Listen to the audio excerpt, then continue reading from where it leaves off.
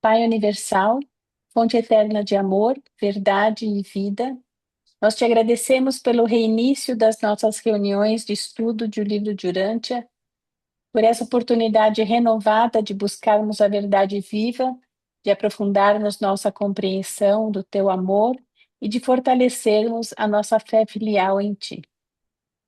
Somos gratos por esse novo ano que se inicia, um tempo de recomeços, aprendizados e crescimento espiritual. Que cada novo dia seja uma chance de viver mais plenamente os ensinamentos de Jesus. Amar sem reservas, servir com alegria e confiar com coragem na tua vontade. Pai misericordioso, pedimos que derrames sobre todos nós a tua misericórdia, sabedoria e discernimento. Ilumina nossas mentes para compreendermos a verdade, fortalece os nossos corações para praticarmos o bem e guia as nossas decisões para que reflitam a justiça, a humildade e o amor. Que os homens e as nações aprendam a cultivar o diálogo, a escutar com respeito, a buscar a harmonia acima do conflito e a escolher os caminhos da paz verdadeira, a paz que nasce do reconhecimento de que nós somos todos seus filhos. Que possamos ser instrumentos vivos do teu amor neste mundo, semeando a compreensão onde houver divisão, esperança onde houver o medo, e fraternidade onde ainda existir a distância entre os corações. Pai eterno, receba a nossa gratidão, a nossa confiança e o nosso compromisso de caminharmos juntos como irmãos, na luz da verdade e no serviço amoroso à humanidade. Assim seja. Assim seja. Obrigado, Sussu. Muito bem. Muito bem-vindo a todos mais uma vez.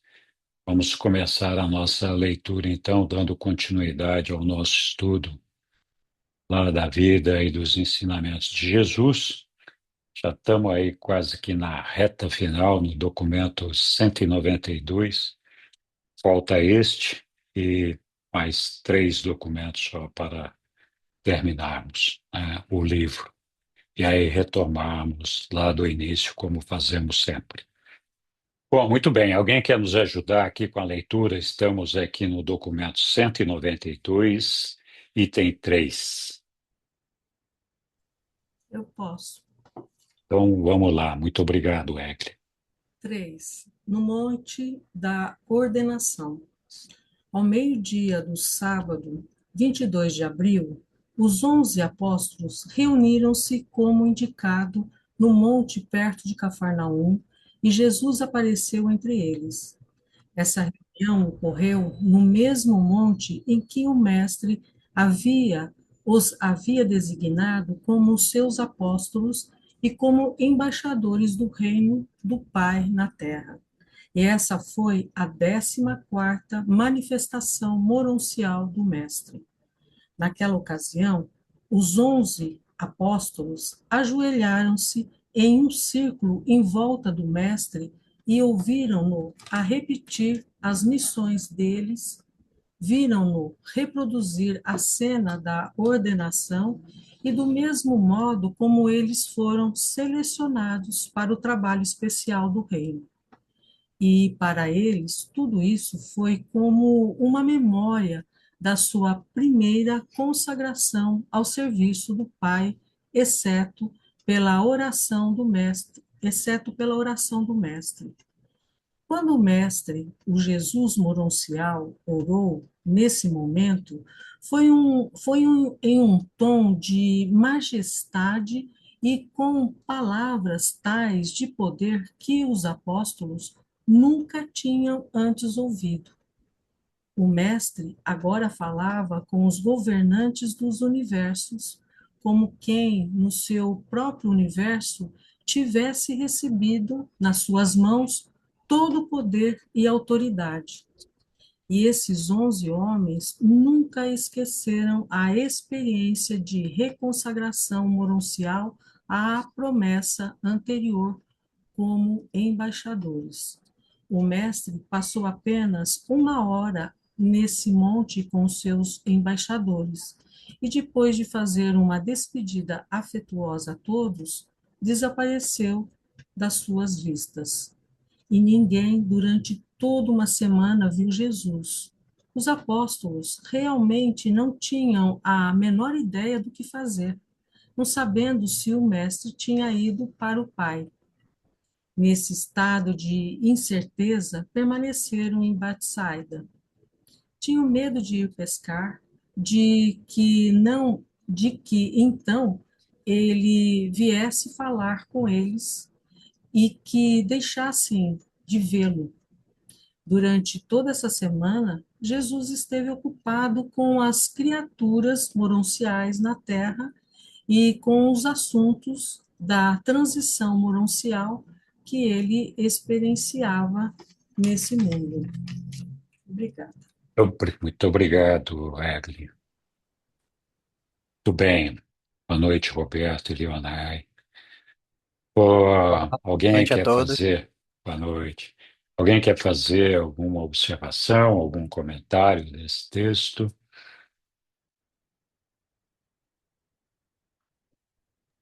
É, Jesus retornando ao monte da ordenação, né, onde ele fez a consagração na época dos 12 apóstolos e contou para eles qual era a missão. E agora Jesus, o Jesus moroncial, volta ao mesmo monte da ordenação, falando agora com os 11, né, porque Judas já não está mais com eles. E já não é o mesmo Jesus, né, porque ele é o Jesus moroncial agora. Então, ele renova, mas ele corrobora, né, a missão de cada um, conta de novo para cada um qual é a sua missão, lembra cada um qual é a sua missão, e revela que mesmo ele não estando ali, em algum momento lá na frente ele vai falar que o Espírito da Verdade vai estar com eles e vai estar orientando eles na divulgação desse Evangelho do Reino. E então é como se fosse uma confirmação dizendo assim, olha, não importa, Deus está dentro de vocês e vai guiar vocês no cumprimento dessa missão que vocês receberam quando eu ainda estava aqui e que continua confirmada agora que eu me fui, né? Que é agora que eu vou ao Pai. Então, acho que é uma reafirmação, né? Os apóstolos acho que se sentiram a confirmação dessa missão que eles tinham. Então, não desistam, eu não vou estar com vocês, mas vocês continuem a sua missão. Acho que é mais ou menos isso. Bom, Sussuzinha, diga lá, Egli. Assim, o que a Sueli comentou realmente é isso mesmo. Achei tão bonito, assim, eles em círculo, fazendo da mesma forma que ele ordenou. É como se estivesse retomando um compromisso que eles já tinham tido, né? Então, é reforçando ou renovando um compromisso da ordenação, né? E como embaixadores do reino. Achei muito lindo esse momento assim sublime mesmo. Só apenas um comentário. Legal. É interessante a gente ter uma observação também, de fato Jesus aí reforçou ou reordenou os, os apóstolos como embaixadores do reino, mas era perceptível também como eles ainda estavam bastante perdidos, o que era bastante natural, sem saber o que fazer, apesar de ter recebido tantas orientações. Então fica por onde que eu começo, né? O que que eu tenho que fazer, né? E esse era um momento que eles estavam vivendo ali e que a gente vai ver daqui a pouquinho. Pedro faz a primeira oratória dele e aí realmente acho que eles começam a despertar para o trabalho que eles realmente têm que fazer, independente de Jesus estar presencialmente ao lado deles ou não. Então, muito bom esse texto aí com essa reordenação. Bom, vamos lá, vamos continuar então com a nossa leitura aqui. Quem nos ajuda agora? Nós vamos falar da reunião à beira do lago. Posso ler. Obrigado, Lilian. A reunião à beira do lago. A notícia das aparições de Jesus espalhava-se pela Galiléia, e a cada dia um número maior de crentes chegava à casa de Zebedeu para perguntar sobre a ressurreição do Mestre e para saber a verdade sobre essas tão comentadas aparições. Pedro, no início da semana, comunicou que uma reunião pública aconteceria junto ao lago, no próximo sábado, às 3 da tarde. E assim, no sábado, 29 de abril, às 3 horas, mais de 500 crentes dos arredores de Cafarnaum estavam reunidos em Betsaida para ouvir Pedro pregando o seu primeiro sermão público desde a ressurreição. O apóstolo conseguiu o melhor de si, e quando acabou o seu eloquente discurso, poucos dos seus ouvintes duvidavam de que o Mestre tivesse ressuscitado dos mortos. Pedro terminou seu sermão dizendo: Nós afirmamos que Jesus de Nazaré não está morto. Declaramos que ele levantou-se da tumba. Proclamamos que ouvimos e falamos com ele. No momento em que acabara de fazer essa declaração de fé, lá ao seu lado, em plena vista de toda aquela gente, o mestre apareceu na forma moroncial e, dirigindo-se a eles em um tom familiar, disse: A paz esteja convosco, e a minha paz eu a deixo convosco. Depois de aparecer e de falar a ele, assim, desculpe, e de assim falar a eles, ele desapareceu da vista de todos. Essa foi a 15ª manifestação mораncial do Jesus ressuscitado. Devido a certas coisas ditas aos 11 apóstolos, enquanto estavam em conferência com o Mestre, no Monte da Ordenação, os apóstolos tiveram a impressão de que o seu Mestre iria em breve fazer uma aparição pública diante de um grupo de crentes da Galiléia, e que depois que o tivesse feito, eles deveriam voltar para Jerusalém.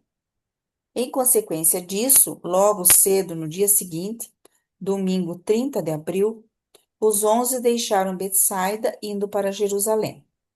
Ensinaram e pregaram bastante no caminho, Jordão abaixo, e, desse modo, não chegaram na casa dos Marcos, em Jerusalém, a não ser na quarta-feira, 3 de maio, bem tarde. Esse foi um triste retorno ao lar para João Marcos. Poucas horas antes de chegar em casa, o seu pai, Elias Marcos, morreu repentinamente de uma hemorragia no cérebro. Se bem que o pensamento na certeza da ressurreição dos mortos tivesse confortado em muitos apóstolos na sua tristeza, ao mesmo tempo lamentaram verdadeiramente a perda do seu bom amigo, que os havia apoiado fortemente, mesmo nas horas de grandes problemas e decepções.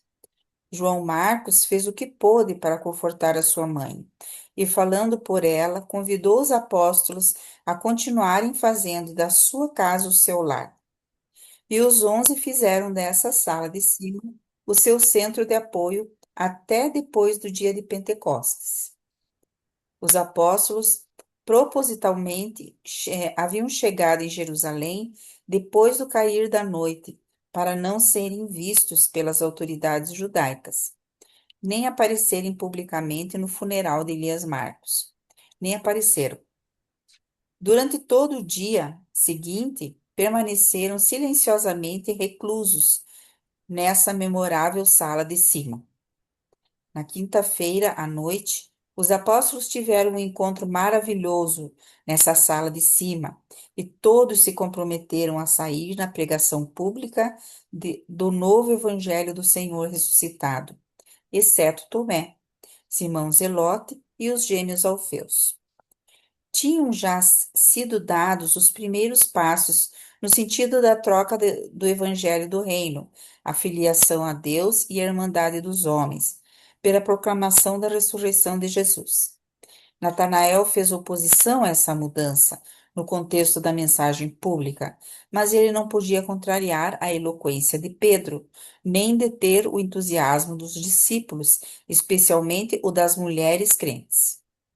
E assim, sob a vigorosa liderança de Pedro, e antes que o mestre ascendesse ao Pai, os seus bem-intencionados representantes começaram aquele processo sutil de substituir gradual e seguramente a religião de Jesus por uma forma nova e alterada de religião sobre Jesus.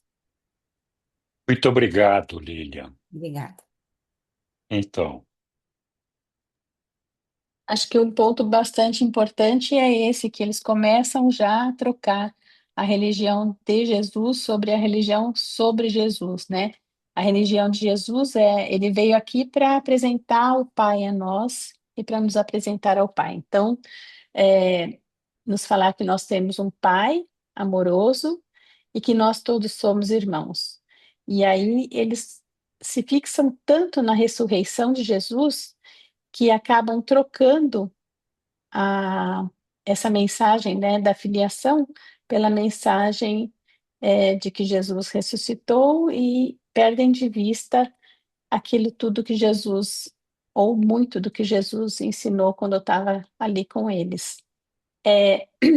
Mas eu fico me colocando, às vezes, no lugar dos apóstolos, né? Imagina, gente, mesmo que eu tivesse vivido com Jesus 2, 3 anos e ele me dissesse, né, eu vou morrer, eu vou voltar para o meu pai e depois, mas não se preocupem, porque eu vou ressuscitar e vou voltar para o meu pai, né? Que esse é o caminho que todos nós vamos fazer. Quando eu soubesse que Jesus ressuscitou, eu, né, Sueli, eu acho que eu também ficaria deslumbrada com isso, eu acho que eu ficaria muito impactada. E talvez eu achasse, né? Eu sei que isso é errado, mas talvez o fato da ressurreição se sobrepusesse sobre todo o resto. É claro que isso está errado, né? O livro de Urante fala isso toda hora, e se você pensa racionalmente, eu concordo plenamente. Mas enquanto você está lá vivendo, o seu mestre, o seu melhor amigo, aquela pessoa que você amava, que durante 3 anos você seguiu, ele morre injustamente. E aí, depois de 3 dias, ele ressuscita? Meu Deus, né? É uma coisa assim bastante impactante. Então, eu acabo até entendendo por que que eles mudaram, né, o curso da mensagem, que é uma pena, mas eu entendo. Obrigada. obrigado, Sussu. Oi, Roberto. Oi, Henrique. Boa noite, pessoal. Boa Olha, noite.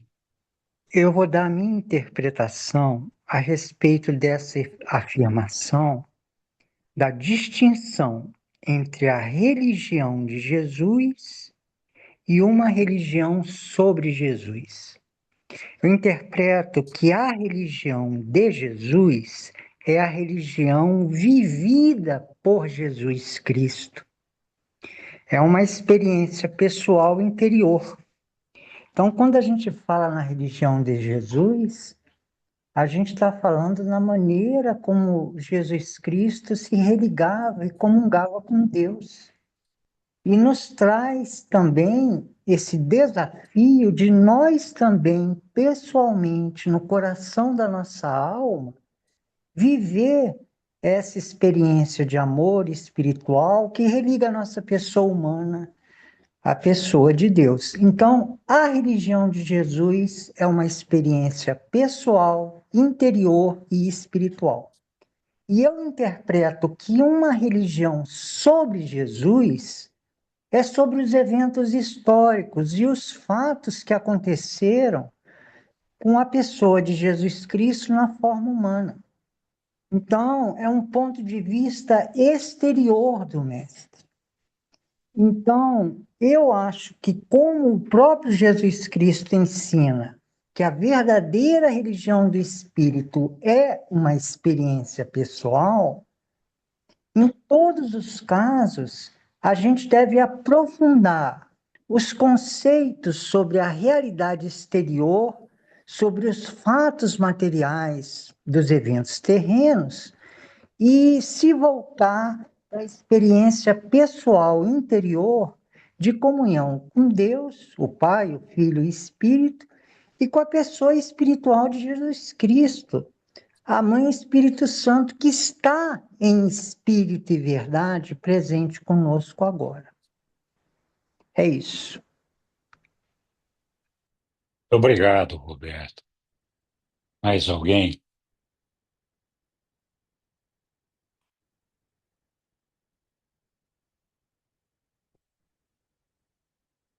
De fato, é fácil a gente acabar sempre focando a atenção Boa em noite. outras coisas, né? A gente vai lá, boa noite, Maria. A gente vai no casamento de um casal de amigos, importante, felizes por estarem se casando ali, se unindo, formando uma família. E o que chama a atenção da maioria dos convidados é o vestido da noiva, os comes e bebes, é, enfim, a gente pouco se concentra e se foca no evento importante, que é o fato de dois amigos estarem se unindo numa vida amorosa para constituir uma família, que é, de fato, a razão daquele evento, a razão da presença de todos nós quando ali estamos, né? Então, não pode deixar de haver uma série de distorções quando esse tipo de coisa acontece. A gente perde, é claro, o significado, o valor mais importante da coisa. É evidente que a ressurreição de Jesus era um evento a ser celebrado e comemorado, não só pelo fato dos apóstolos poderem perceber que o mestre deles havia confirmado aquilo que já havia dito, que ele iria ressuscitar, e de todos eles, assim como nós sabemos que Jesus não morreu, e mais do que isso, que com esse evento a gente perceber que esse é o prêmio que nos espera na medida em que nós praticamos a religião de Jesus, então é um evento que realmente deslumbra a pessoa, né? Nós focamos no prêmio e desejamos alcançar o resultado desse prêmio, nos empolgamos com a ressurreição de Jesus, nos animamos com essa ressurreição e muitas vezes pensamos, olha, também vou ressuscitar e vou chegar lá, né? Mas na medida em que a gente perde de vista a verdadeira religião de Jesus, nós vamos ficar concentrados no desejo de alcançar o prêmio e pouco concentrado naquilo que nós temos que fazer para poder chegar lá, né? Vamos deixar de fazer a nossa parte e ficar nos iludindo com, com o resultado final, ao invés de nos dispormos a percorrer o caminho árduo de fazer a vontade do nosso Pai, reconhecer a paternidade do nosso Pai, reconhecer a irmandade dos homens. E aí sim, é, a ressurreição vai ser uma consequência natural de tudo isso daí. Então, acho que esse desvirtuamento faz com que todos nós e nossos irmãos percamos de vista aquilo que realmente é importante na religião de Jesus, de alcançar o reino de Deus. E esse início desse desvirtuamento, que foi muito difícil ou quase impossível de derrubar, porque Pedro tinha o dom da oratória e ele sabia falar apaixonadamente para as multidões que ficavam deslumbradas com essa fascinante ideia da ressurreição de um morto que teria cumprido uma promessa e que teria vindo nos visitar depois. Enfim, todos esses eventos que são, na verdade, espetaculares, né, brilhantes e despertam muitas emoções no nosso coração, é, sem dúvida são importantes, mas não é o que Jesus nos ensinou, né? Esse é o grande problema dessa distorção que perdura até hoje em muitas das religiões seculares institucionalizadas que estão por aí, com todos os seus dogmas, falando de tantas coisas que, na verdade, nos amarram, nos aprisionam, ao invés de nos libertar, para que a gente possa entender que o importante é só cumprir a vontade do nosso Pai, que é justamente de reconhecer a paternidade de Deus sobre nós e a nossa irmandade. E esse sim é o ponto relevante, e que, infelizmente, as religiões perderam de vista ao largo desses anos todos, em virtude desse desvio, né, da atenção daquele ensinamento de Jesus para aquilo que causou deslumbre e motivação para todos os seus apóstolos e seus seguidores. Uma pena que tenha acontecido assim. Diga lá, meu amigo Bauman, Feliz Natal para você. A Lúcia disse que você estava chegando com uns passinhos assim na surdina. Então, diga lá. Não, desejar a vocês um ano novo bem feliz, bem realizador para todos nós. Mas eu queria só me associar ao que o Roberto falou, que realmente ele sintetizou muito bem. Eu também compreendo que é a religião de Jesus, né? Ele é uma religião interior e pessoal. Isso significa dizer que não precisa de mais absolutamente nada para que a consequência dessa religião tem no ser humano, né? Que é a formação de uma alma nova, baseada no ensinamento do ajustador dentro do homem. Ele cria um ser psicológico que resiste à morte, né? Permanece. E é quem vai dar a ele a identidade nas regiões de Morons. E Jesus não deixou nada por dizer a respeito desse assunto, de que ela é uma religião interior, né? E muito menos de que essa religião ela tem é a nova mensagem que habilita o homem a ser um ser eterno. Não ficou nenhuma dúvida. Mas mesmo assim, para ver como a coisa não é, apesar da clareza dele pessoalmente falar isso para os apóstolos, e ele aparecer para dizer para nós que a consequência daquela religião ele está comprovando pela ressurreição dele mesmo, e mesmo assim logo depois eles já estão aqui eles não entenderam e já estão aqui armando essa fase seguinte do que a gente poderia considerar como sendo o cristianismo, entre aspas, né? Foi o que surgiu nesses dois últimos anos. E o problema continua o mesmo da época, né?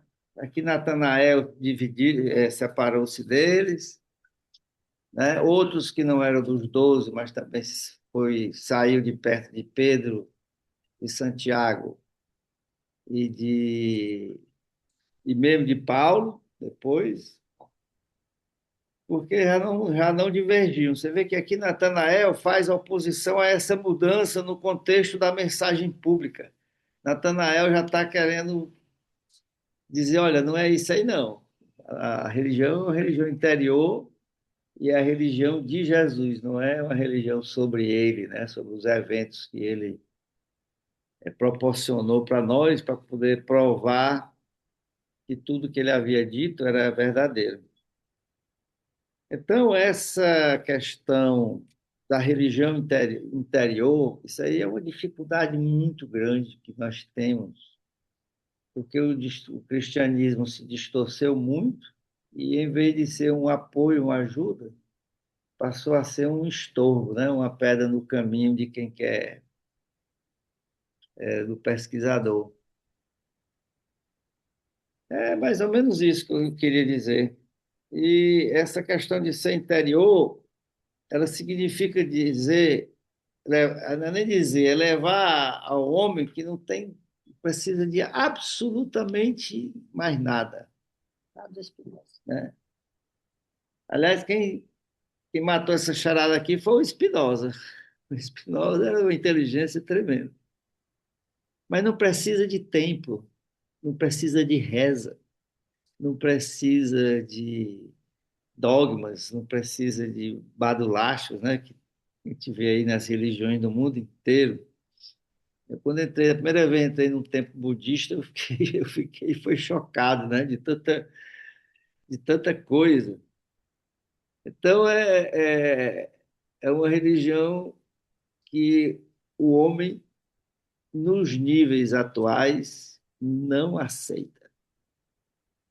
Com toda sutileza, acrescenta isso, bota aquilo, bota uma cereja em cima da ideia, enfeita, faz qualquer coisa, estabelece um processo, mas essa simplicidade da religião de Jesus é difícil encontrar quem aceite. Muito difícil. E o Roberto aí foi em cima da bucha. Ele realmente falou o que significa a religião de Jesus. É uma religião pessoal, interior e cuja consequência, o homem seguindo essa orientação de Deus dentro dele, é Deus dentro de nós,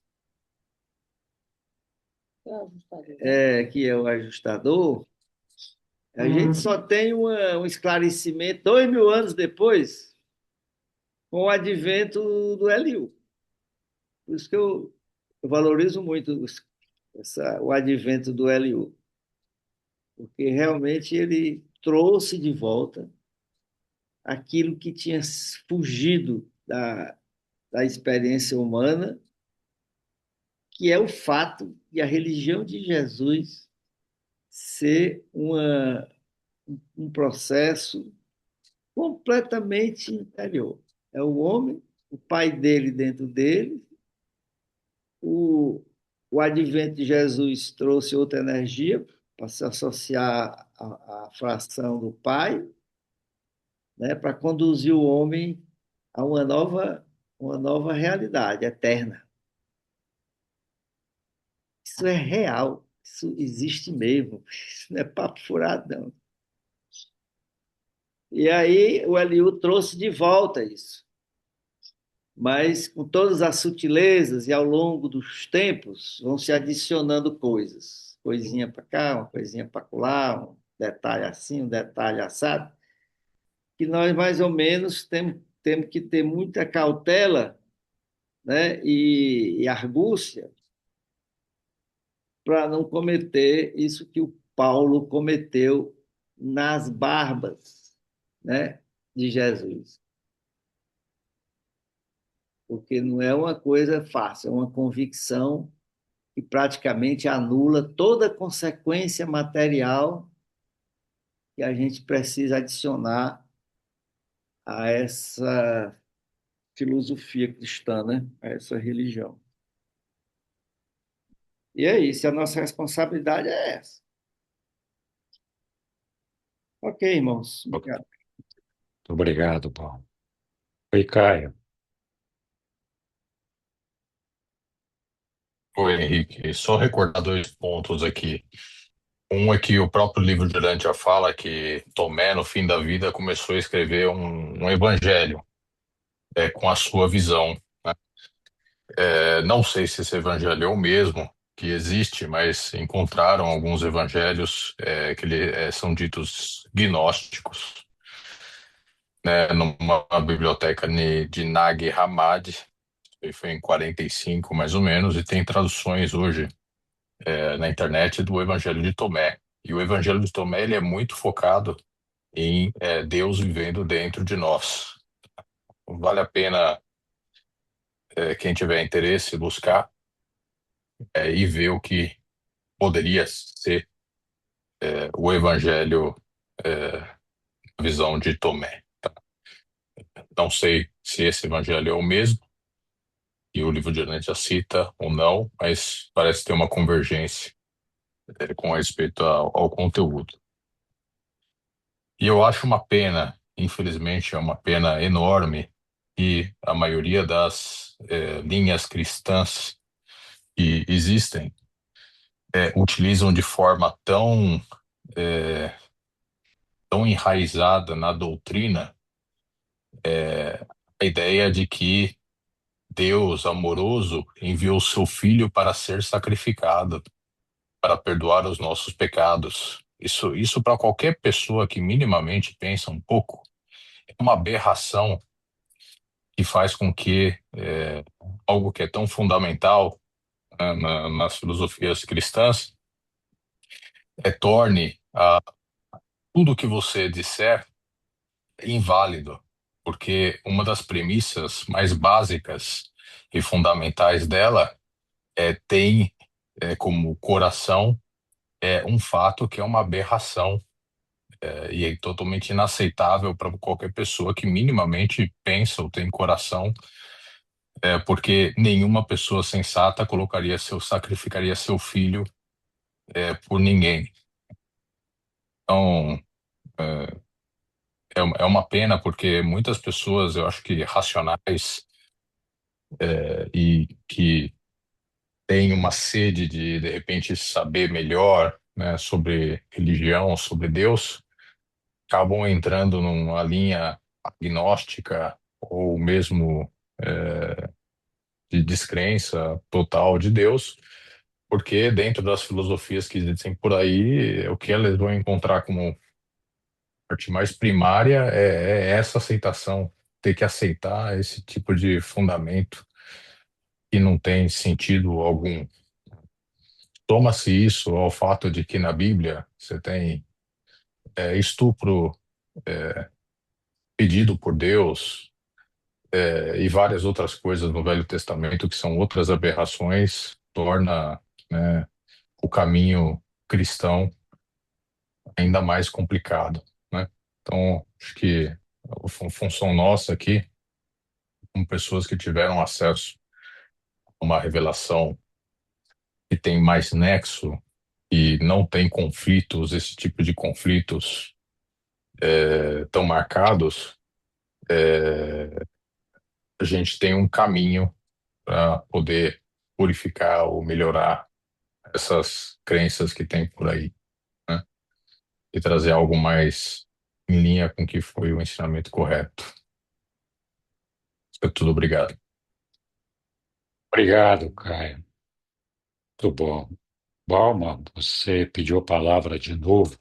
Vamos lá. É só para lembrar que essa influência aí que o Caio falou, muito é pertinente, é que é a influência do judaísmo, né? Nas religiões atuais, que foi consequência de Paulo, principalmente, né? Que incorporou essa linguagem, e essa não é linguagem, essas ideias, né? Esses conceitos de pecado, que Jesus veio para zerar nossos pecados e tal, né? Essa aí é toda influência do judaísmo. E influenciou todas as religiões, principalmente as religiões ocidentais. É isso aí. E continua, né? Quer dizer, hoje a religião é completamente influenciada, construída em cima do judaísmo. Adiantou Jesus falar que é uma nova mensagem que generalizadamente, ele não conseguiu obter essa transformação pela vinda a partir dele, né? É isso mesmo, o trabalho é um trabalho longo, né? Requer séculos e milênios, mas é isso mesmo, a influência do judaísmo foi muito grande. Obrigado. Ah, foi a Hélio. Boa noite a todos, bom vê-los. Alguns poucos dias de férias já deixou saudade. Que bom que retornamos. É um prazer enorme Bom, participar dessa congregação. Podia, por favor, igualmente. colocar na tela o texto que foi lido? Eu não acompanhei a leitura, mas eu vi aqui o 7. Está lá na tela, Hélio. Muito bem. Eu vou comentar em relação ao que está no texto e vou comentar também em relação ao que eu ouvi aqui a partir do Balmo. No segundo parágrafo do 7, diz assim: tinham já sido dados os primeiros passos no sentido da troca do evangelho do reino, a filiação a Deus e a irmandade dos homens pela proclamação da ressurreição de Jesus. Na sequência, no 8, o 8 está visível? Ah, O 8 segue. E assim, sob a vigorosa liderança de Pedro, destaque para vigorosa, destaque para liderança e destaque para Pedro, e antes que o mestre, destaque para o antes, ascendesse ao Pai, os seus bem-intencionados representantes começaram aquele processo sutil de substituir gradual e seguramente a religião de Jesus, destaque para o D, por uma forma nova e alterada, destaque para alterada, de religião sobre Jesus. Muito bem. Aqui, nós vamos acompanhar na leitura até o documento 196, que já começou a mudança do Evangelho de Jesus, e que chega nos nossos dias nas religiões institucionais. Muitos falam aqui de religião pessoal, sugerindo que uma religião pessoal contraria uma religião coletiva, ou seja, como se fossem opostos.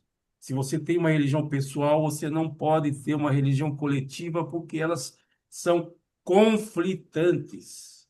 Aí você começa a ver o Evangelho de Jesus que fala de filiação, que fala de paternidade, que fala de reino.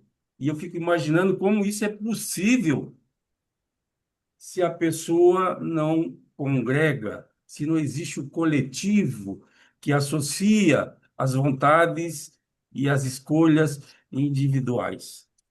Muito bem, esse é um ponto. A partir do que eu ouvi do Bauman sobre essa história de religião coletiva em oposição à religião individual, salvo se eu entendi errado. Como harmonizar a escolha de uma religião pessoal, todos os ensinamentos, a guia de conduta com a participação do coletivo. Vale dizer que nós estamos aqui num grupo coletivo. Todos nós fizemos uma escolha a partir do fato que nós lemos o livro, lemos e estudamos o livro durante mas estamos aqui numa sala falando desse assunto coletivamente. E muitos de nós tomaram para si o desafio de levar essa mensagem para outros. Ora, se a religião é individual, cumpre um propósito exclusivamente individual, por que desperdiçar tempo e levar essa mensagem para outros? Por que se reunir toda semana para estudar o assunto e encontrar maneiras de convergências? Por quê? Então tem alguma coisa aí que precisa ser esclarecida ou suficientemente explicada. Muito bem. Nos nossos dias, isso já passaram 2000 anos, e nós já começamos a perceber no texto que vocês acabaram de ler, eu li depois, os próprios apóstolos são os grandes responsáveis por, por não ignorar os aprendizados que Jesus deu. Os próprios apóstolos não falou, não quero que falem sobre mim, sobre minhas escolhas. Eu quero que vocês falem sobre os meus ensinamentos, sobre o meu evangelho, sobre as novas, e ela está resumida. Com toda a experiência de 3 anos e meio de atividade missionária, ela é sintetizada em dois aspectos: a paternidade e a filiação. E a paternidade leva ao conceito de família, não apenas o conceito do próximo. Você é meu irmão, o teu pai é o mesmo que o meu. E nós temos uma identidade, ou não temos uma convergência importante. Qualquer que seja a contribuição positiva ou negativa das religiões que estão aí, o fato é que nós temos uma mensagem, e essa mensagem tem proveito pessoal, particular e de engrandecimento, mas ela também tem um propósito e não egoísmo de levar adiante. Salvo, é claro, melhor juízo. Obrigado. Obrigado, Aélio.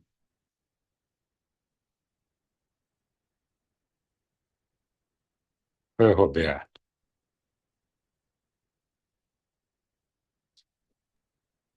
Oi, Henrique. Oi, pessoal. Eu gostaria de fazer uma adição à fala do Aéreo e esses dois aspectos da religião de Jesus, o, o individual e o coletivo. Eu resumo assim o Evangelho de Jesus Cristo: amar a Deus sobre todos e amar ao próximo como a si mesmo. Só que esse amor a Deus, o Pai de todos, e o amor ao próximo, na irmandade, na família universal, ele é sempre uma relação pessoal. E eu diria que o pessoal não é necessariamente interior, mas é único de cada pessoa. Então, existe experiências coletivas na Terra, você vai na igreja de cimento e tijolo, existe uma irmandade humana, mas é pessoal. E quando é pessoal, é único de cada pessoa. Então, eu não sei se a palavra interior seja mais importante que a palavra pessoal. Religião significa religação, vem de religare do latim. Então, a verdadeira religião do espírito é uma experiência pessoal entre a nossa pessoa e a pessoa de Deus que nos religa à pessoa dele. Essa é a primeira face do amor, o amor a Deus sobre todos. E a segunda face do Evangelho de Jesus é o amor ao próximo. E é isso que acontece quando a gente está aqui, além de estudar o livro de Urântia, confraternizando e reforçando o nosso amor como irmãos na família universal. Agora, se é pessoal, é importante o ensinamento que diz assim: tudo nesse mundo que não é espiritual é um meio para um fim, menos as relações pessoais. As relações pessoais são um fim em si mesmo. Então, Os quatro circuitos da realidade é personalidade, espírito, mente e energia física. A personalidade e o espírito são a essência da religião, da verdadeira religião do espírito. Personalidade e espírito. Assim eu vejo. Obrigado, Roberto. Muito bem. Alguma outra observação, pessoal? Acho que eu levantei a mão, não sei se Não esqueci. apareceu aqui, não, Não? Então eu vou Obama. aparecer agora. Agora levantou. Não, é só para Pronto. colocar essa questão da percepção do Aélio. O fato da religião de Jesus ser uma religião pessoal e interior é porque a relação de homem com Deus se dá no interior do homem, já que a, o ajustador do pensamento, que é a fração do Pai dentro da gente, ele está na mente do homem. Então, é no interior, e isso é muito explicado, né? Até na Bíblia mesmo tem muita coisa relacionada a isso. Isso não tem nada a ver com a característica da personalidade do homem, que é, um, que é uma criação, é um dom que não opera bem isolado. Ele opera na interligação e na interação com outras personalidades. Então, o social, né? Você está aqui no seu trabalho, interagindo com seus colegas de trabalho, ou numa festa, ou em qualquer lugar, né? E interiormente você está trabalhando. Esse trabalho interior é que desenvolve os dons do espírito, porque esse novo ser psicológico está sendo criado pela orientação do pai com a sua aceitação. Então, a construção da nova alma é interior. Então, e como ela desenvolve essa alma interior, né, digamos assim, essa nova alma, ela desenvolve. E ela só tem uma forma do outro perceber, é pela sua interação com o outro, né? Já que você é um ser que interage normalmente, né? Não é um camarada que, pelo fato de ser uma religião interior e pessoal, ele vai se isolar no mosteiro, não, né? Pelo contrário, ele não tem medo de nada. Cada vez é mais destemido em qualquer lugar que ele estiver. Então, não pode confundir isso aí, não, como se fosse um egoísmo, você isolado internamente, né? E tem mais um detalhe: a ação exterior e mesmo a apreciação da criação do Pai fora de você, os valores dela e os significados dela, dessa visão exterior, ela é aprofundado esses valores cada vez mais pela revelação do ajustador. Ele é que vai lhe dar essa compreensão. Na verdade, é como se você tivesse pousado no planeta naquela hora, né? Porque a compreensão se amplia tanto e é exterior. Isso vale para qualquer situação, interagindo com uma pessoa, namorando, casando, ou sei lá o quê, qualquer, qualquer ação social, ela, ela, na verdade, é um material até mesmo para você interiormente crescer, né? É um instrumento de aprendizado. É isso que o Roberto falou aí, nessa última passagem dele que ele falou.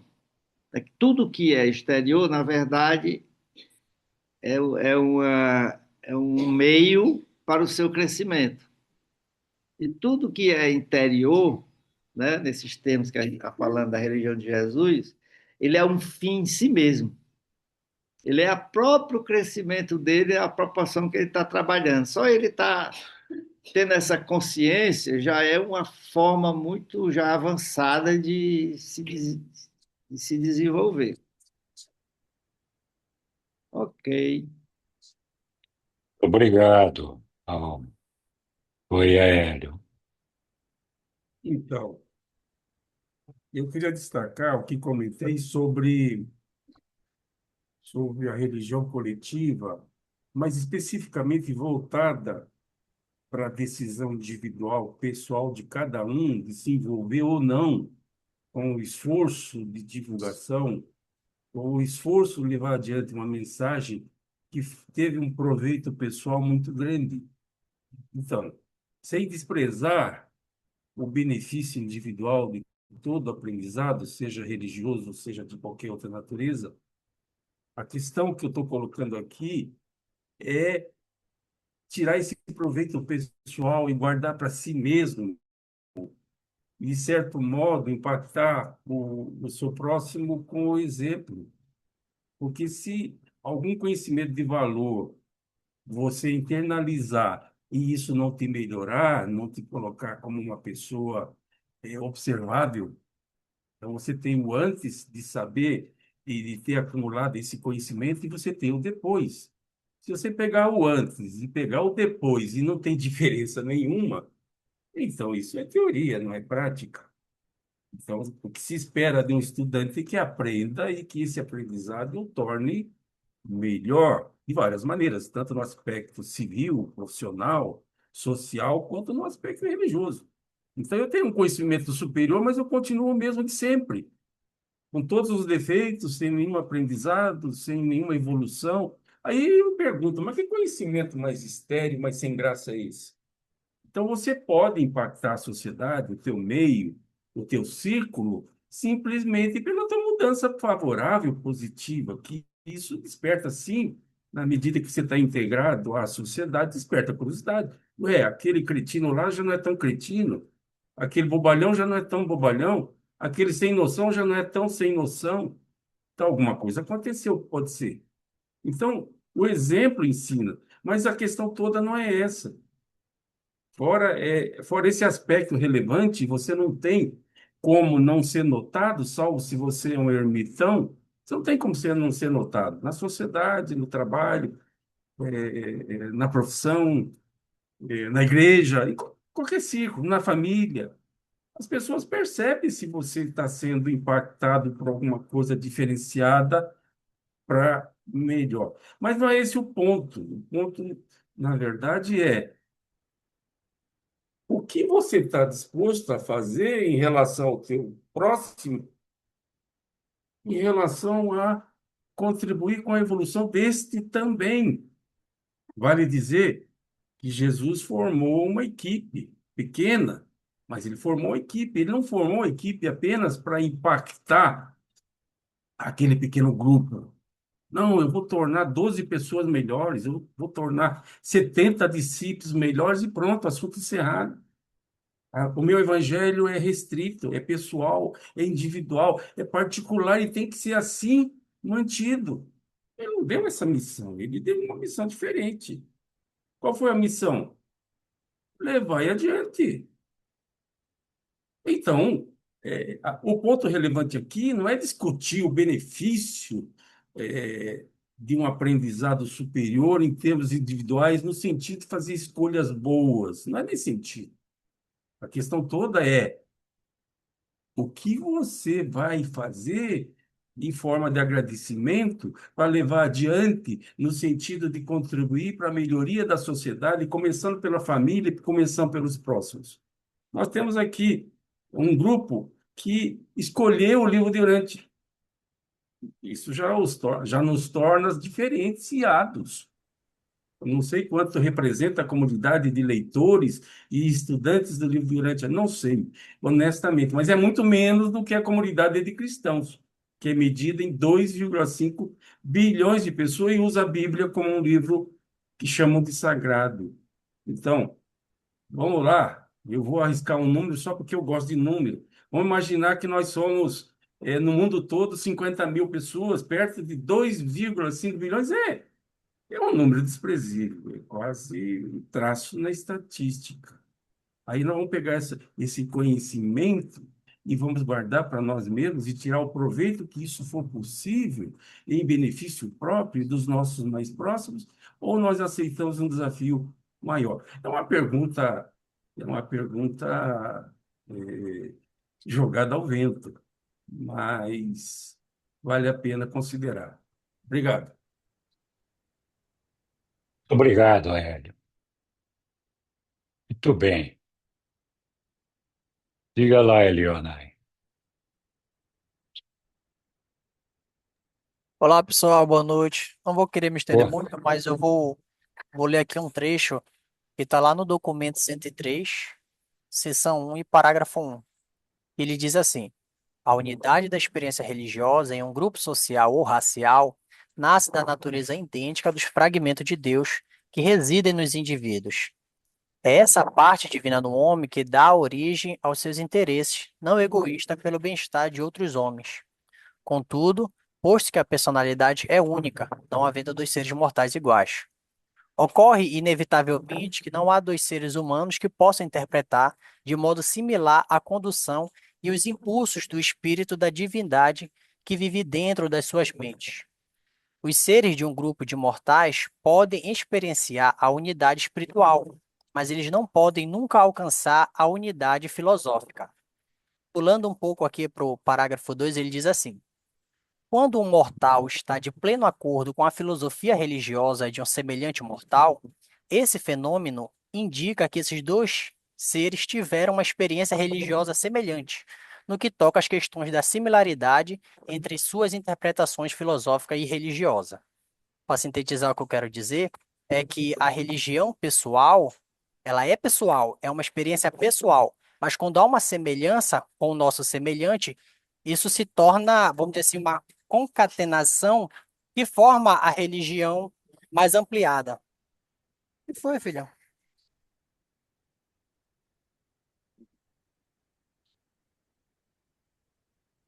Bom, pessoal, é isso que eu queria dizer, que meu filho veio aqui chorando. Mas era isso. Obrigado, Eliona. Bom, bom. Hoje temos réplicas e réplicas. Diga lá, bom. Não é tréplica nem réplica, porque eu não vou discutir essas coisas, não. A gente apresenta o que a gente compreendeu, e aí cada um processa como. Mas o que eu quero ainda falar é o seguinte: primeiro, essa a necessidade de você contribuir para a salvação do coletivo, essa missão é uma missão que gerou o distúrbio que iniciou aí o processo que nós estamos nos referindo a esse texto recém-lido aí. Logicamente, você ama seus irmãos por uma consequência automática da sua compreensão que vem do seu interior, né? E que essa e que a forma mais eficaz de você contribuir, e eu acho que isso é uma característica da religião de Jesus, é você fazer a sua parte. E, logicamente, você vai extravasar aquilo que você aprendeu do próprio Pai dentro de você. Essa é a grande contribuição que você vai dar. Acontece que, quando se fala, e o Paulo promoveu isso, né, e o Pedro também ajudou, é que você quer salvar a humanidade. E esse processo é individual, é por isso que leva milhares de anos. E a transformação é individual. Logicamente, a proporção que fica cada vez fica uma massa maior que tem essa compreensão, aí a disseminação vai ficando cada vez mais rápida, na minha compreensão, né? Porque vai se disseminando na prática das pessoas, na sua vida diária. Então, esse esforço de, por exemplo, o caso do LU, né? O LU tem que ser divulgado.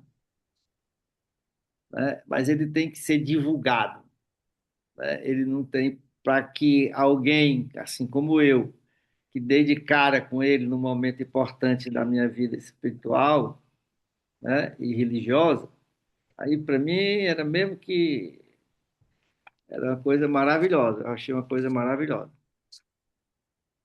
Mas por quê? Porque a religião, o desenvolvimento é interior individual, né? Porque o coletivo ele está sendo tomado aí pelas religiões naturais.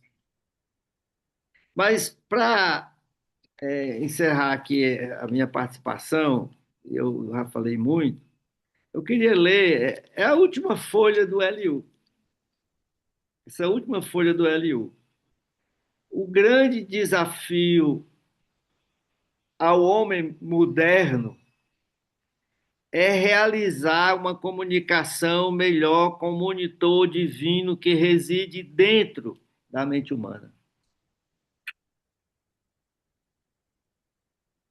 A maior aventura do homem na carne consiste no esforço bem equilibrado e sadio de ultrapassar as fronteiras da autoconsciência, penetrando nos domínios imprecisos da consciência embrionária da alma, embrionária porque ela está nascendo,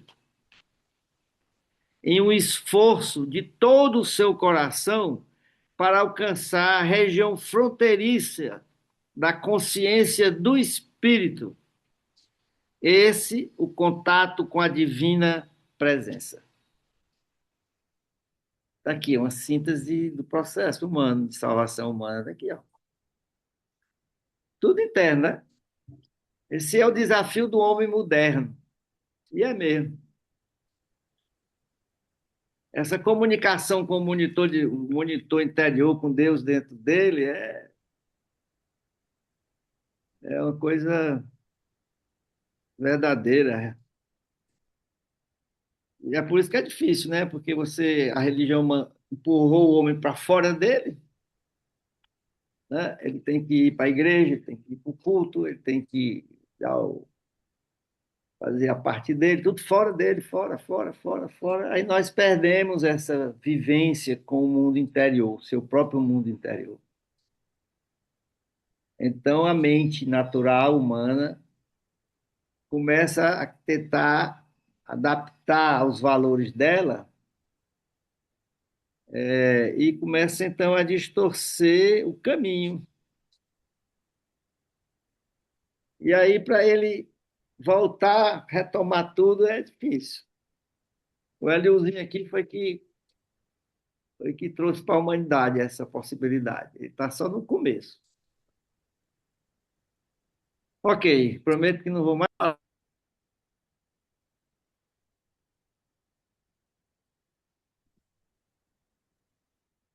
Oi, Hélio.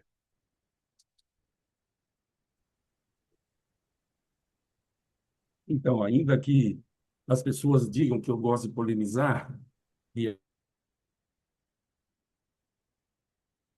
a maior parte do tempo eu gosto de polemizar e gosto de te contrariar quando eu discordo de você.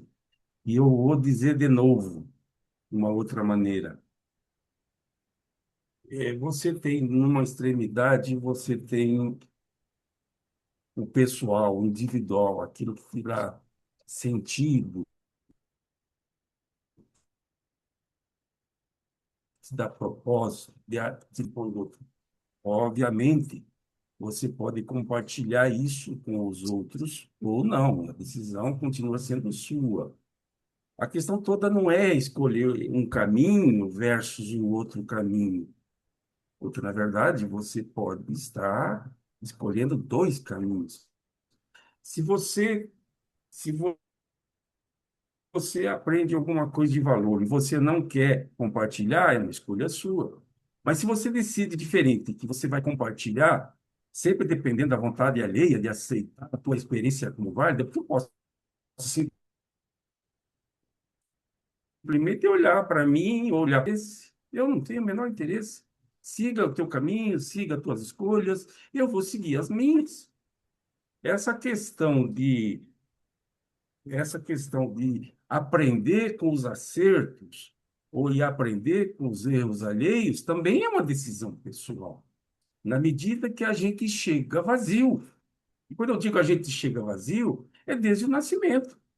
Ninguém chega doutor, ninguém seja engenheiro, advogado, médico, profissional, empreendedor, empresário. As pessoas chegam vazias e elas vão sendo ocupadas por ensinamentos que de lavra alheia.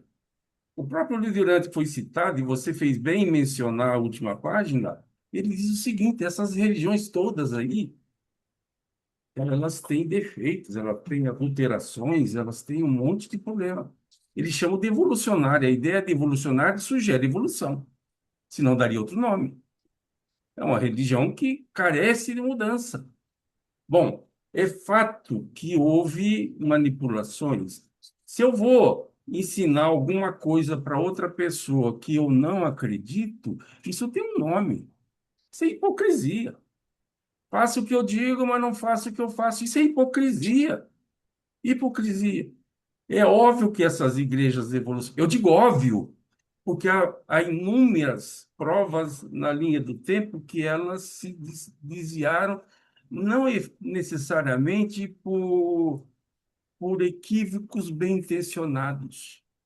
É fácil de acreditar que essas religiões tiveram equívocos intencionados. Você imagina uma religião que tem 1,5 bilhão de membros e que esses membros contribuem mensalmente com US$ 1. US$ 1. US$ 1. A gente sabe que isso é apenas um número para consideração. US$ 1 já rende 1,5 bilhões de dólares mês. Isso representa quase 20 bilhões anos. US$ 1. A gente sabe que é muito mais que isso. Na medida que a lojinha, que são os templos, não é só a única fonte de renda. Existem as universidades, existem os hospitais, existem as editoras, as estações de TV, de rádio, que trazem outras rendas. Com um volume tão grande de movimentação financeira, não é difícil imaginar que os líderes escolheram manipular. Mas esse não é o ponto. Eu só estou querendo dizer que as religiões que estão aí, elas cumprem um propósito. Elas cumprem um propósito. O próprio livro de Urântia reconhece tal propósito. Vale dizer, e a gente vai ficar apenas entre os cristãos, que isso tem quase 2000 anos. E antes dos cristãos, existiam outras igrejas. E elas permanecem, a maioria permanece aí. Existe até dentro do livro de Urântia um tratado sobre as religiões pela visão de Jesus, quando ensinou o Ganide lá. Ou seja, nós não estamos falando só das igrejas cristãs, nós estamos falando das religiões. O mundo está com em torno de 8 bilhões de pessoas, os cristãos representam apenas um terço. E os outros 2 terços são ateus? São ateus. Eles não praticam religião nenhuma? Eles praticam religião, sim. Eles acreditam em Deus? Sim. Pode não ser o meu Deus, pode não ser o seu Deus, mas eles acreditam em Deus. E quando a gente falar em religião, nós não podemos limitar aos cristãos, salvo, é claro, o melhor juízo. Grato, obrigado. Eu me estendi demasiado.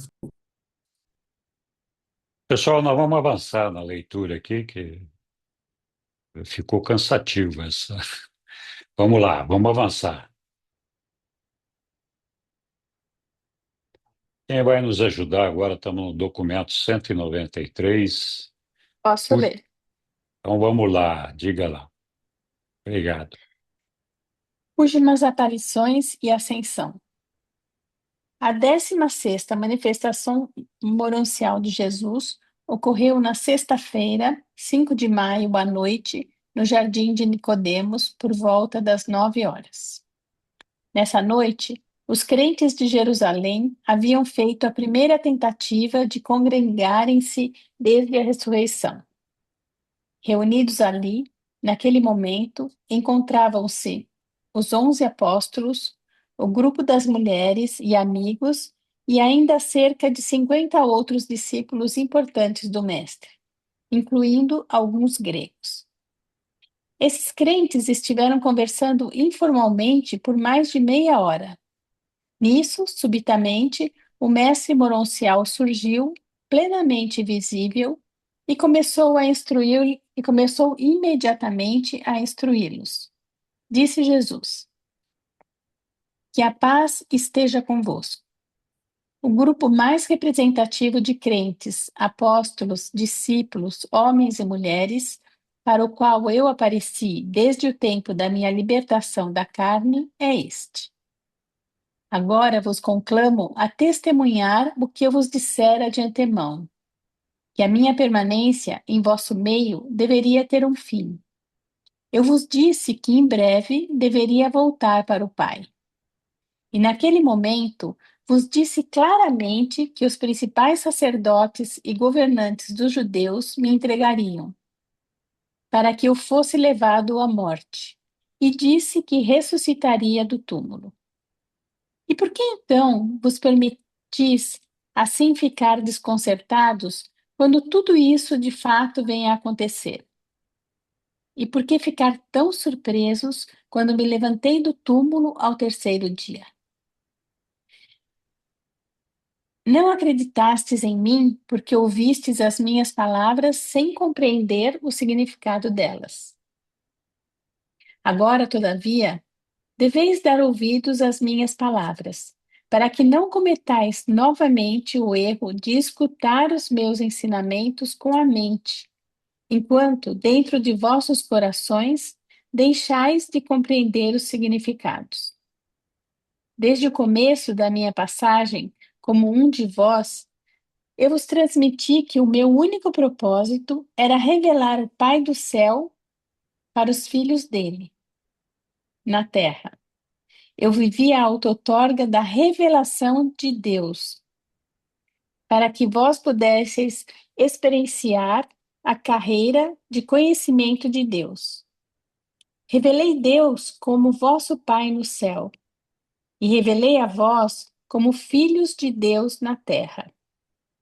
É um fato que Deus ama os seus filhos. Pela fé na minha palavra, esse fato torna-se uma verdade eterna e viva nos vossos corações. Quando pela fé viva vos tornais divinamente conscientes de Deus, nasceis do Espírito, tal como filhos da luz e da vida, e da mesma vida eterna, por meio da qual ascendereis no universo dos universos e atingireis a experiência de encontrar Deus, o Pai, no paraíso. Eu exorto-vos a lembrar sempre de que a vossa missão entre os homens é de proclamar o Evangelho do Reino, ou seja, a realidade da paternidade de Deus e a verdade da filiação do homem. Proclamai toda a verdade das boas novas, não uma parte apenas do Evangelho da salvação. A vossa mensagem não mudou com a experiência da minha ressurreição. A filiação a Deus pela fé é ainda a verdade salvadora do Evangelho do Reino. Deveis sair e pregar o amor de Deus e o serviço aos homens. O que o mundo mais necessita saber é que os homens são filhos de Deus e que, pela fé, eles podem de fato compreender e experimentar diariamente essa verdade enobrecedora. A minha auto-outorga deveria ajudar todos os homens a saber que são filhos de Deus.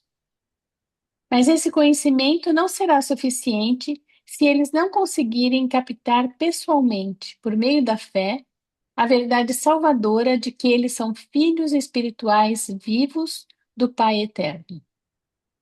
O Evangelho do Reino interessa-se pelo amor do Pai e pelo serviço aos seus filhos na terra.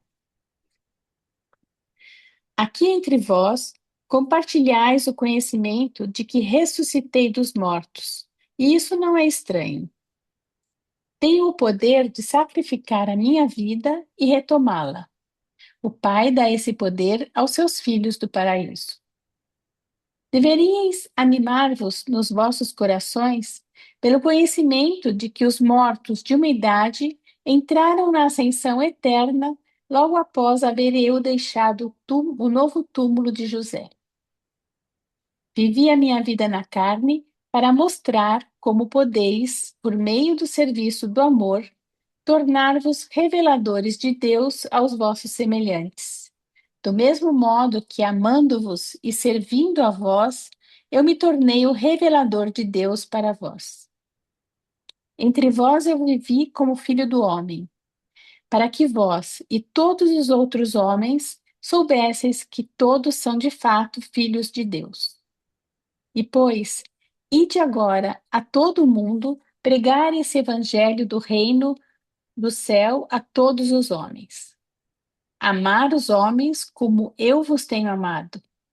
Servir aos semelhantes mortais como eu vos servi.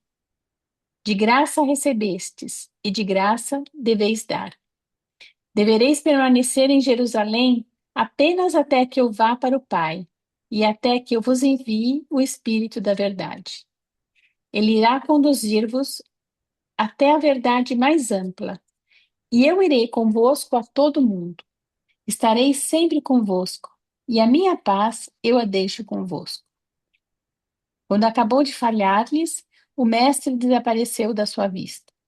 E já era quase o romper do dia quando esses crentes dispersaram-se, havendo permanecido juntos durante toda a noite, falando com seriedade sobre as exortações do mestre e refletindo sobre tudo o que havia acontecido. Tiago, Zebedeu e outros apóstolos expuseram-lhes sobre a experiência deles com o mestre moroncial na Galiléia e explicaram como ele havia por 3 vezes aparecido a eles. Uma, Obrigado, Sussu. uma coisa que me chama a atenção é assim, né? Jesus relembra tudo o que havia acontecido e tudo que ele já havia anunciado, sua morte, sua ressurreição, o retorno ao Pai. Então, com os apóstolos, o problema não foi falta de informação, porque Jesus já havia avisado a todos eles todo o roteiro de tudo o que ia acontecer. Mas foi uma falta de compreensão espiritual. Por quê? Jesus fala isso ali em algum momento. Eles ouviram com a mente, mas ainda não haviam entendido, né? Não tinham compreendido ainda com o coração. Ele fala alguma coisa assim, que eles escutaram os ensinamentos com a mente, enquanto dentro dos corações eles não compreenderam os significados. E aí, eu vejo bastante, principalmente comigo, né? Porque primeiro eu sempre me analiso para depois olhar para o outro. Acontece bastante disso com o Lu, né? A gente tenta entender palavra por palavra, letra por letra, intelectualmente, e às vezes se esquece de compreender com o coração. Então, acho que isso é um aviso para a gente. Queria falar isso só. Muito obrigado, Sussuzinha. Alguém mais quer falar, fazer alguma observação?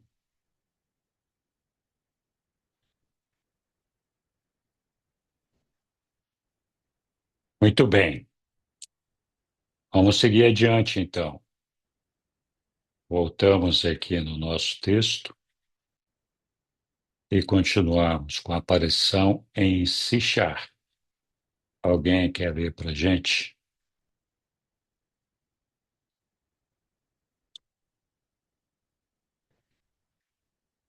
Eu posso Muito ler. bem. Então vamos lá, Lilian. A aparição em Sichá. Por volta das 4 horas da tarde de sábado, 13 de maio, o mestre apareceu para Nalda e cerca de 25 crentes samaritanos perto do posto de Jacó em Sichá. Os crentes tinham o hábito de encontrar-se nesse lugar, perto de onde Jesus havia falado a Nalda a respeito da água da vida. Nesse dia, exatamente quando haviam acabado as suas discussões sobre a descrição da ressurreição, Jesus apareceu de súbito diante deles e então disse: A paz esteja convosco. Vós vos rejubilais de saber que eu sou a ressurreição e a vida, mas isso de nada vos valerá. a menos que nasçais primeiro do Espírito eterno, chegando por meio disso a possuir pela fé o dom da vida eterna. Se fordes os filhos pela fé do meu Pai, vós nunca morrereis, vós nunca ireis perecer. O Evangelho do Reino vos ensinou que todos os homens são filhos de Deus. E essas boas novas a respeito do amor do Pai Celeste pelos seus filhos na terra devem ser levadas a todo o mundo.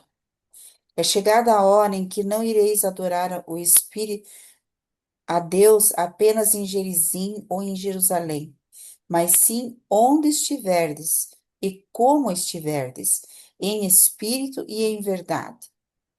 É a vossa fé que salva as vossas almas.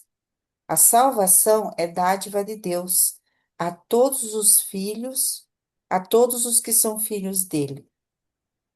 E não vos deixeis enganar.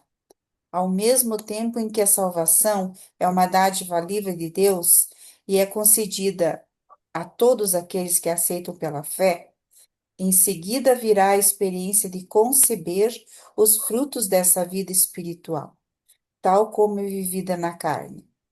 A aceitação da doutrina da paternidade de Deus implica que vós aceitais também graciosamente a verdade que que é a irmandade dos homens. E se o homem é vosso irmão, ele é mais do que o vosso semelhante, a quem o Pai exige que ameis por vós próprios.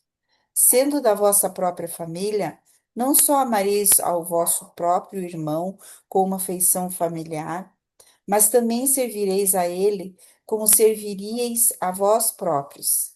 E assim amareis e servireis ao vosso irmão, porque sendo mesmo meus irmãos, vós fostes amados e servidos por mim.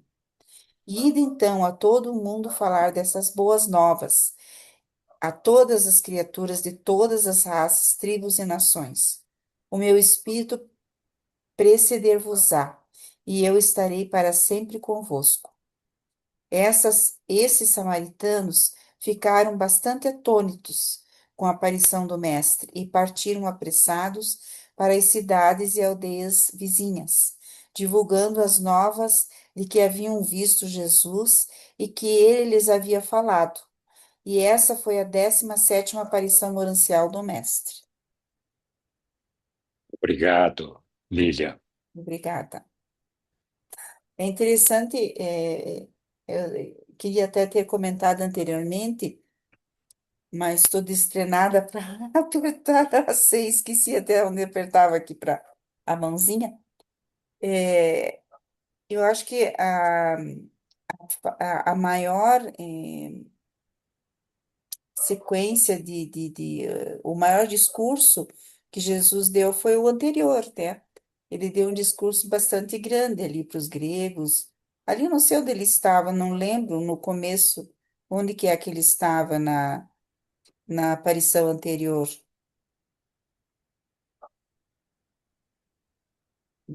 Da sessão anterior ali, aqui ele estava com os samaritanos, né? E essa anterior, que ele deu um discurso longo, muito lindo, não é? Jardim de Nicodemos. 9 horas. Isso em Jerusalém, né? Ah, é. Isso. Nessa, dos crentes em Jerusalém. Achei interessante. E que ele enviou a todos, né? Ali, aqueles que estavam ali, não sei quantos que eram ali. E ele falou, e ele disse, e novamente ele colocou, né, a importância de que não é tão importante a ressurreição, ele coloca ali. Não é importante, não é tão importante a minha ressurreição. E não adianta que vocês acreditem na minha ressurreição se vocês não testemunharem, se vocês não viverem o evangelho, né, a boa nova, se não amarem os seus irmãos, né? Então, eu achei interessante ele dar essa dica, né? Essa questão aí. Muito menos, não sei por que cargas d'água, que os cristãos, né? Começaram a propagar a, a veneração à cruz, né? Que é mais o que se faz entre os cristãos, né? Que se venera a cruz e a cruz é colocada em todos os altares das igrejas. Tudo bem, a cruz é importante, que foi o maior, vamos dizer assim, expressão de amor de Jesus, mas, como todos os outros falaram, esse Deus que mora em nós, ele fica em segundo plano, né? Você fica olhando a morte de Jesus, a ressurreição de Jesus e a vida e a vida nossa com o Espírito o Espírito Santo, né? No caso que os cristãos ainda falam o Espírito Santo ou ajustador de pensamento para nós os leitores do livro, fica em segundo plano, né? Essa essa relação nossa com Deus assim. Porque quando eu frequentava a igreja eu, eu me atinha mais à adoração a Deus. Não a minha vivência do Evangelho, mas a minha adoração a Deus na figura de Jesus. Na figura de Jesus e a veneração a Maria, né?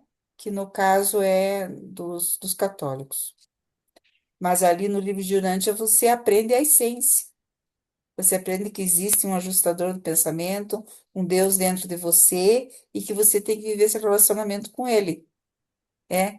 E saber que você é filho de Deus, isso é maravilhoso.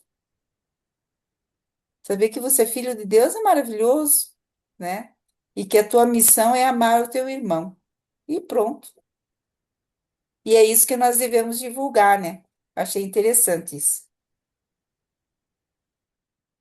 Muito bom, Lilian. Muito obrigado. Alguém mais quer se manifestar? A melhor coisa da vida é nós sabermos que nós somos filhos de Deus, não é? Gente, isso nos dá tudo. Tudo que nós quisermos, nós temos do nosso lado, porque nós somos filhos de Deus, né? Não tenho que discutir, não tenho que procurar mais nada, não tenho que fazer mais nada. Só de nós termos a nossa consciência de que nós somos filhos de Deus, não tem mais aonde procurar mais coisa nenhuma. E o mais interessante é que a mensagem de Jesus foi muito clara e em várias partes, né, ele fala que nós somos filhos de Deus e que nós somos uma irmandade. Todos nós somos irmãos. O documento 5 aí, ele fecha tudo aquilo que até agora nós conversamos na reunião de hoje. O documento 5, né? Ele é claro, bastante claro. A mensagem de Jesus Cristo, ela é direta a cada um de nós. Então, nós temos que ter consciência de que aquilo que nós precisamos repassar são as nossas próprias experiências, né, que a gente consegue adquirir através do nosso conhecimento de Jesus Cristo. Basta que, na realidade, a gente coloque em prática. O mais importante é que a gente coloque em prática. É ação. Porque Jesus Cristo é ação. Ele é vivo e nós precisamos ter certeza disso. Muito obrigado. Obrigado, Leopoldo. A religião de Jesus é essa, né? Ele insistentemente repetiu nesses últimos textos que nós lemos aí ao longo de tudo. Então, Deus é nosso Pai. E não tem como nós acharmos que Ele é Pai exclusivo só meu. Se Ele é nosso Pai, Ele é Pai de todos. E se Ele é Pai de todos, nós somos irmãos. Então, é uma coisa simples o Evangelho de Jesus. Não tem, do ponto de vista de entendimento, não tem dificuldade nenhuma. Qualquer pessoa consegue entender esse raciocínio de Deus é nosso Pai, e sendo nosso Pai, nós somos todos irmãos. Contudo, é muito difícil a gente viver a religião de Jesus, porque viver essa religião de Jesus implica em que a gente faça a vontade do nosso Pai o tempo todo. Cumprir a vontade do nosso Pai o tempo todo não é uma coisa simples, porque nos obriga a abrir mão do nosso egoísmo, da nossa individualidade, faz com que a gente busque amar os nossos irmãos e servir aos nossos irmãos. Então, a religião de Jesus é simples, mas com toda a simplicidade dela, ela não é para os fracos. Na verdade, muitas pessoas fogem da religião de Jesus porque essa simplicidade não é fácil de ser cumprida. Ela nos obriga a pensar sempre na nossa jornada, no nosso caminho de amor e lealdade ao nosso Pai para chegar até o nosso destino final. E isso faz com que nós tenhamos que pensar nesta nossa vida como uma coisa transitória, a qual nós não devemos dar importância material, e sim dar importância apenas o que nela aprendemos. É evidente que a gente precisa de defender as nossas necessidades materiais, mas sem os apegos que nos escravizam e nos afastam do nosso Pai. É por isso mesmo que é difícil, porque a filiação ao nosso Pai é uma filiação fundamentada na nossa fé, e a nossa fé, muitas vezes, escapa à nossa compreensão da realidade. Enquanto a vida material aqui, nós podemos tocar, ver, sentir, perceber, e parece ser mais real do que realmente ela é, porque nós a percebemos com os nossos cinco sentidos, e a única maneira de superar isso seria por meio da fé, que é um sentido que nós desenvolvemos, não incorpora o nosso elemento físico, mas sim o nosso espírito. Então precisamos elevar a nossa consciência espiritual e nos aproximar de Deus para ter a força necessária de admitir conscientemente, com amor, a paternidade desse Pai e aceitar que todos os homens, todos os nossos semelhantes, são nossos irmãos. Muitas vezes, em outras oportunidades, diante dos conflitos, das guerras, das lutas, das divisões, das polêmicas, eu sempre tenho dito que o grande problema da humanidade é a falta de Deus no coração dos homens. Porque se nós realmente abraçarmos conscientemente e espiritualmente essa ideia de que Deus é o nosso Pai e todos nós somos irmãos, nós não precisamos nenhum líder para nos guiar que não seja o nosso Pai, não precisamos de ninguém nos dizendo o que é certo e o que é errado. Nós sabemos exatamente qual é a vontade do nosso Pai. Então, é difícil mesmo. A gente, mundo, essa relação nossa, desse desenvolvimento, dessa ligação com o nosso Pai, além do propósito de nos salvar, de conduzir até Ele, tem o propósito de que nós mostremos ao mundo que nós somos de Jesus. Todos aqueles que seguem a Jesus são reconhecidos como filhos de Jesus. Jesus mesmo se cansou de dizer isso. Pelas suas ações, pelos seus atos, vós os reconhecereis, né?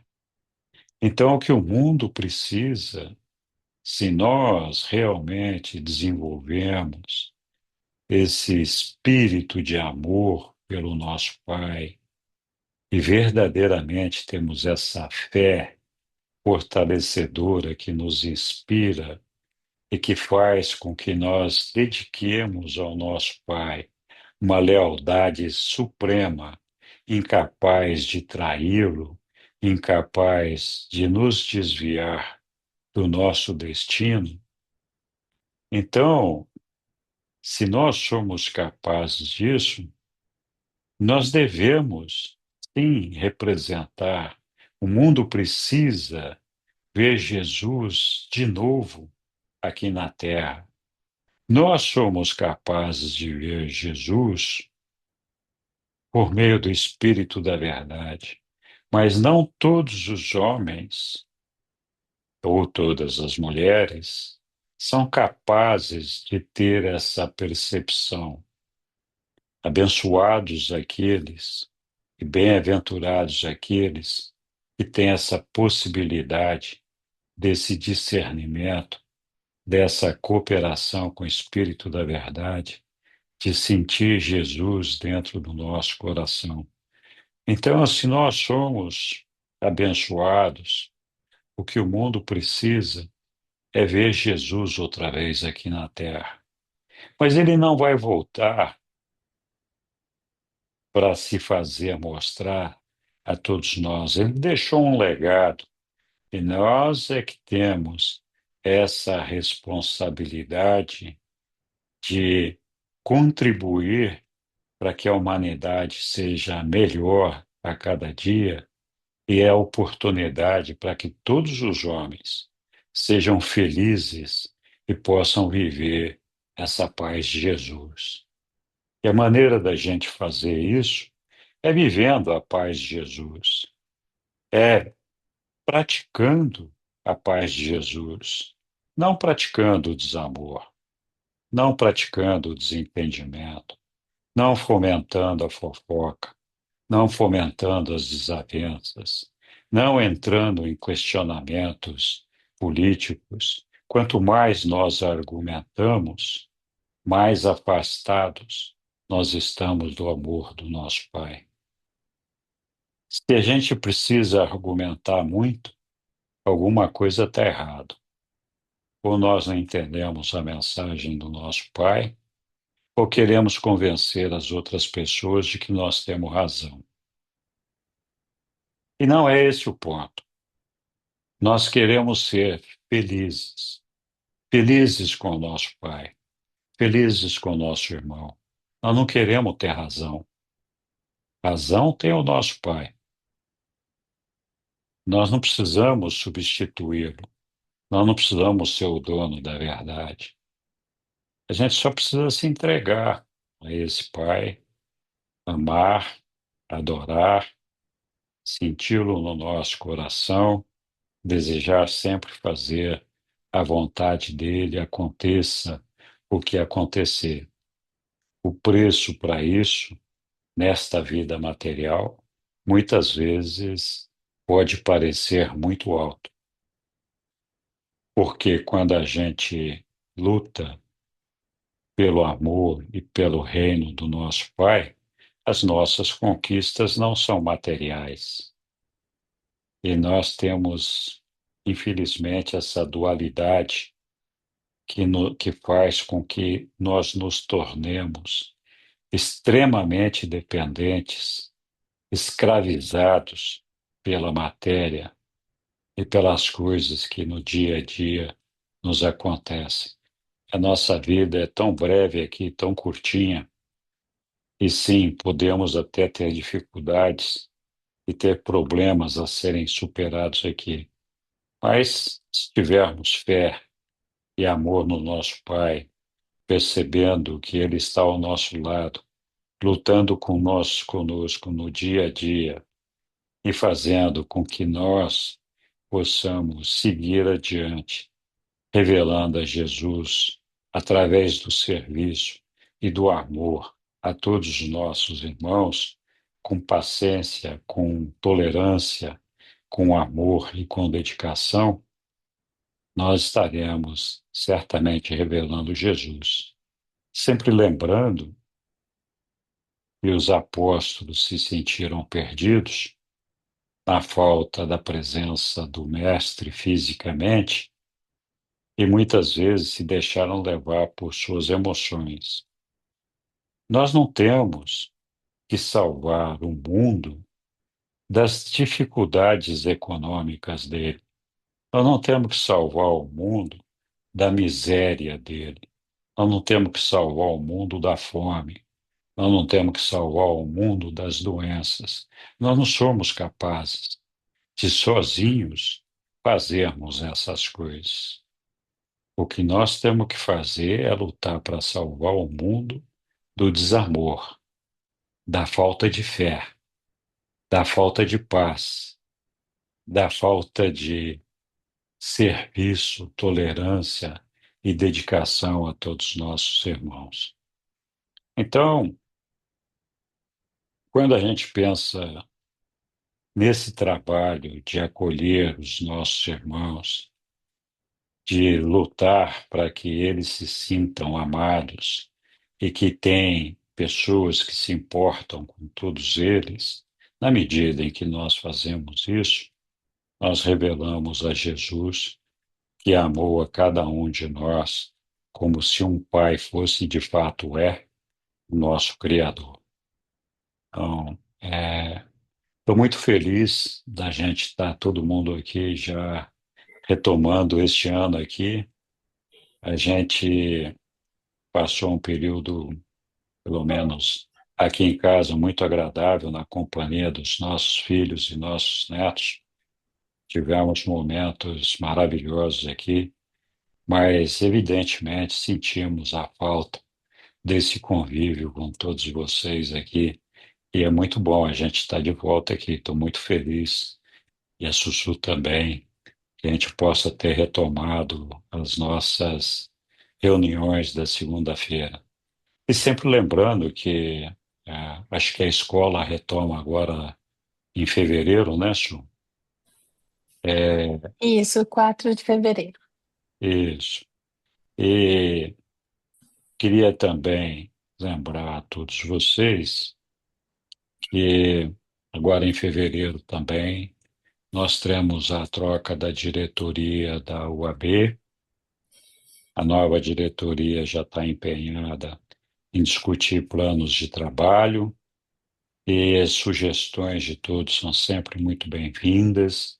O desejo de apoiar e de trabalhar junto também é muito bom.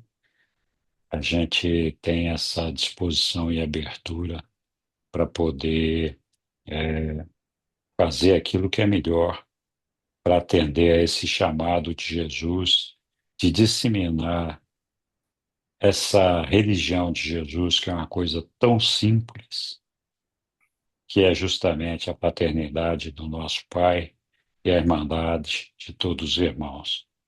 Se a gente conseguir levar um pouquinho disso no coração de todas as pessoas que nos cercam, nós certamente estaremos progredindo bastante.